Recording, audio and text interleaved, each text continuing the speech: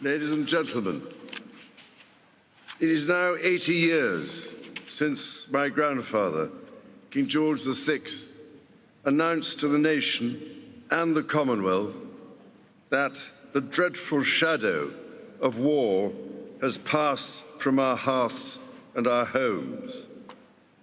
The liberation of Europe was secured.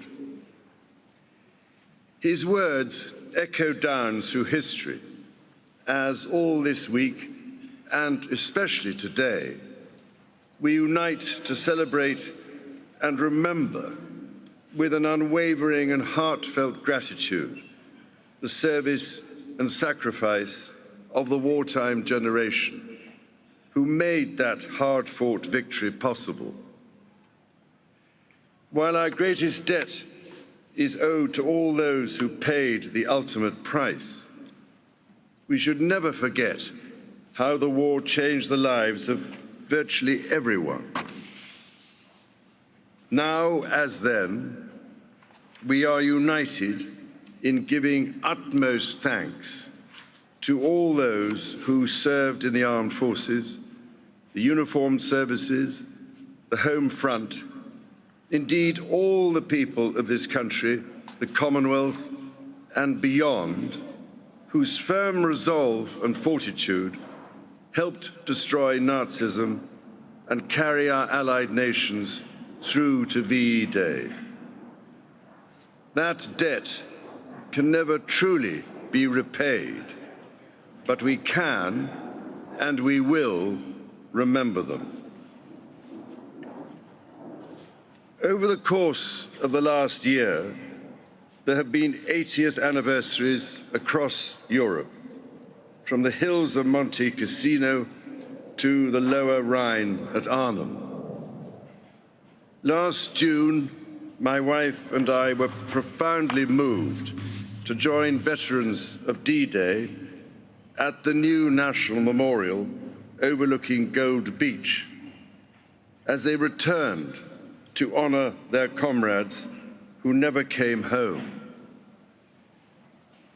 In January, as the world marked the liberation of Auschwitz, I met survivors whose stories of unspeakable horror were the most vivid reminder of why victory in Europe truly was the triumph of good over evil. All these moments and more combine to lead us to this day when we recall both those darkest days and the great jubilation when the threat of death and destruction was finally lifted from our shores. The celebration that evening was marked by my own late mother, who, just 19 years old, described in her diary how she mingled anonymously in the crowds across central London and, in her own words, walked for miles among them. The rejoicing continued into the next day when she wrote, "Out in the crowd again, Embankment, Piccadilly, rained, so fewer people, congered into house, sang till 2 a.m., bed at 3 a.m. Ladies and gentlemen, I do hope your celebrations tonight are almost as joyful, although I rather doubt I shall have the energy to sing until 2 a.m., let alone, for that matter, to lead you all in a giant conga from here back to Buckingham Palace.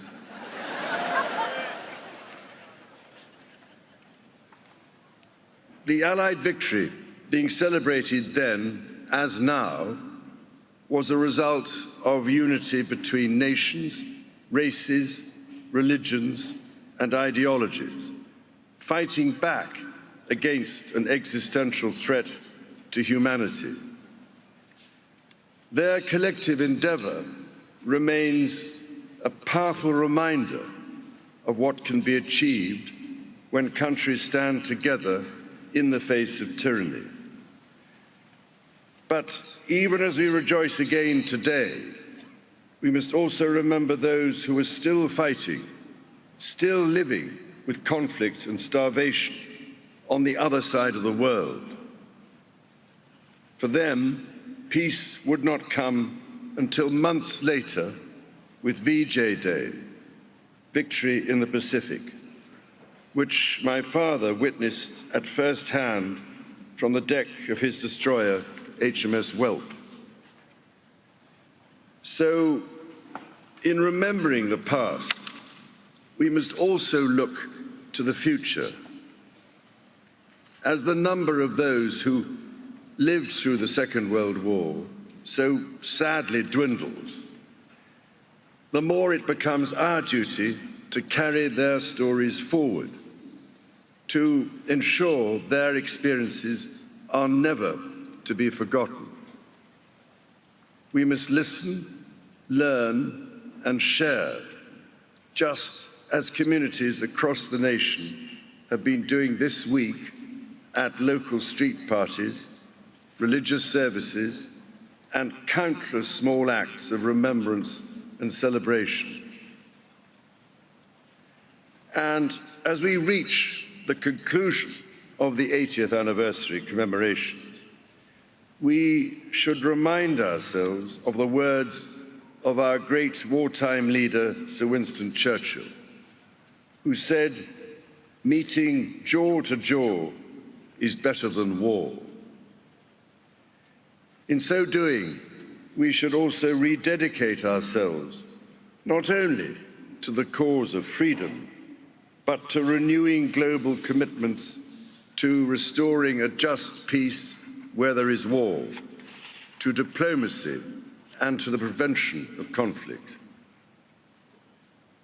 For, as my grandfather put it, we shall have failed, and the blood of our dearest will have flowed in vain if the victory which they died to win does not lead to a lasting peace founded on justice and established in goodwill. Just as those exceptional men and women fulfilled their duty to each other, to humankind, and to God, bound by an unshakable commitment to nation and service, in turn, it falls to us to protect and continue their precious legacy, so that one day hence, generations yet unborn may say of us, they too bequeathed a better world.